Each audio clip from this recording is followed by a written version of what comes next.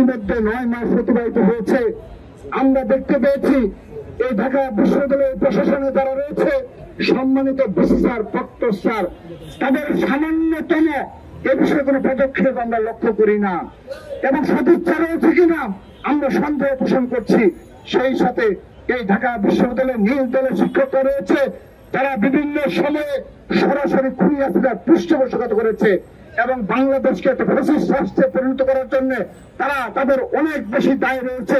সেই একজন শিক্ষকের বিরুদ্ধে আজকের দিন পর্যন্ত ঢাকা বিশ্ববিদ্যালয় প্রশাসন কিংবা বাংলাদেশের কোন বিশ্ববিদ্যালয় প্রশাসন ব্যবস্থা নেয়নি।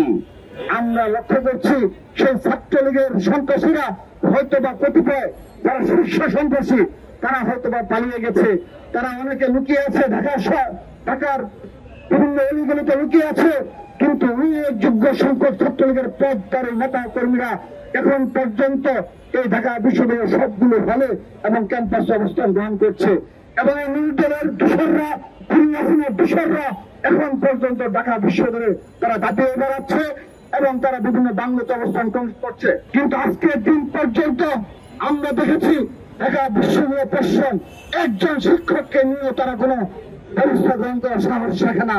ঢাকা বিশ্ববিদ্যালয় প্রশাসনের আদৌ এই ছাত্রলীগের বিচার করার ক্ষমতা রয়েছে কিনা আমরা বারবার সন্দেহ পোষণ করছি।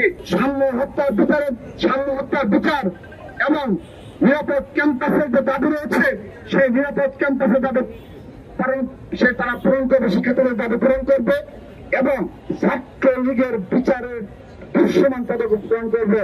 আমরা অচিরে আজকের এই কর্মসূচি ঘোষণা করছি, সাম্য হত্যা বিচারের দাবিতে যেভাবে আমরা রাজপথে থাকবো, যেভাবে নিরাপদ ক্যাম্পাসের দাবিতে আমরা রাজপথে থাকবো, ঠিক একইভাবে পুরো ছাত্র দলের নেতা কর্মীরা বলতে চায় খুব দ্রুততম সময়ে সারা বাংলাদেশে এই ছাত্রলীগের বিচারের দাবিতে আবারও মার্চ ফর জাস্টিস কর্মসূচি পালন করবো। আমরা এই সম্মানিত ভিসি স্যার এবং প্রক্টর স্যারের যে পদত্যাগের যে দাবি উঠেছে, আমি বিশ্বাস করি তারা সম্মানিত ব্যক্তি হিসাবে তারা এই দাবিগুলি বিবেচনা করবে।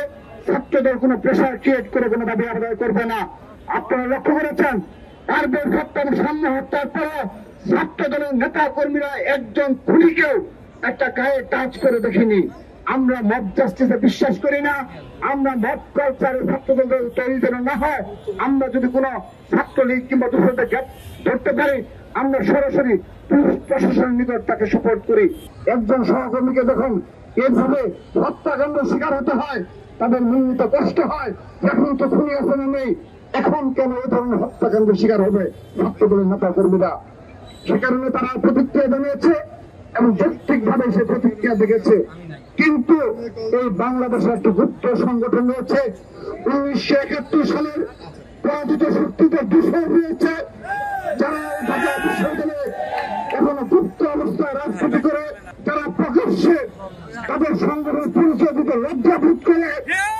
সেই সংগঠন নেতা কর্মীরা সাম্যের হত্যাকাণ্ড নিয়ে সোশ্যাল মিডিয়ায় প্রপাগান্ডা ছড়িয়েছে। আমরা শুধু নিন্দা জানিয়ে ক্ষান্ত হব না, আমরা তাদেরকে দাঁত ভাঙা জবাব দেওয়ার জন্য প্রস্তুত হয়েছি। তারা ইতিমধ্যে 3 জনকে গ্রেপ্তার করা হয়েছে বলে আমাদের জানানো হয়েছে। যদিও আমরা এই বিষয়ে স্পষ্ট বক্তব্য রাখছি না, কারণ বিশ্ববিদ্যালয় প্রশাসন আনুষ্ঠানিকভাবে আমাদের অবহিত করেনি যে এই 3 জনই সত্যিকার সাম্যের খুনি এবং সেই হত্যাকাণ্ডের সাথে পুরোপুরি জড়িত আমাদেরকে তারা স্পষ্ট করেনি। সে কারণে আমরা এই বিষয়ে পরবর্তীতে আরো বেশি স্পষ্ট বক্তব্য রাখবো।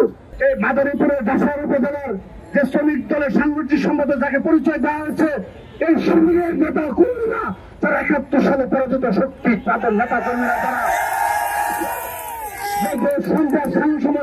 সেই সম্রাটকে আমরা আপনাদের সামনে উপস্থিত করেছি। সেই সম্রাট যার সোশ্যাল মিডিয়াতে আপনারা দেখবেন শত শত কর্মসূচির তারা খুনি হাসিনার বিরুদ্ধে লড়াই সংগ্রামের তার অনেকগুলো ফুটেজ রয়েছে। সেই সম্পাদক একই এলাকায় বাড়ি হওয়ার কারণে তারা কতটা সুষ্ঠ প্রকৃতির ছাত্র সংগঠন হবে, তারা খুঁজে বের করে সেই সম্রাটকে ওই সম্রাট বলে চালিয়ে দেওয়ার মানসিকতা রাখে। তারা নিজেদের ইসলামিক ছাত্র সংগঠন মনে করে। আমি বিশ্বাস করি তারা একটা মুনাফাকি সংগঠন।